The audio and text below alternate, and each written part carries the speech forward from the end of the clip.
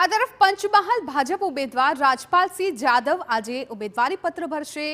ગોધરાના મોતીબાગ ખાતે જાહેર સભા કર્યા બાદ વિજય સંકલ્પ રેલી થકી શક્તિ પ્રદર્શન પણ કરશે। રેલી બાદ કલેક્ટર કચેરીએ ઉમેદવારી પત્ર ભરશે। રાજ્યસભાના સાંસદ નરહરી અમીન, ડોક્ટર જશવંત પરમાર અને ધારાસભ્યો ઉપસ્થિત રહેશે। પંચમહાલ લોકસભા બેઠક ભાજપે રાજપાલસિંહ પર ઢોળ્યો છે વિશ્વાસનો કળશ। ધારાસભ્યો દ્વારા અને ચૂંટાયેલા તમામ સભ્યો દ્વારા મોટી સંખ્યામાં લોકો ફોર્મ ભરવામાં જોડાય એનું આયોજન કરવામાં આવ્યું છે। સ્વાભાવિક રીતે વર્ષોથી પંચમહાલ લોકસભાના મતદારો એ ભારતીય જનતા પાર્ટીની સાથે રહેલા છે।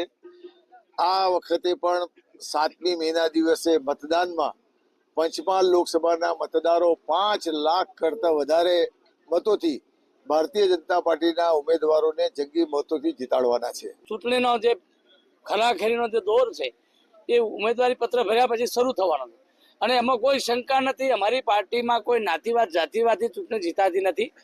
અહીંયા માત્ર દેશના વિકાસ માટે, હિન્દુસ્તાનના વિકાસે નવું ભારત નિર્માણ કરવું છે।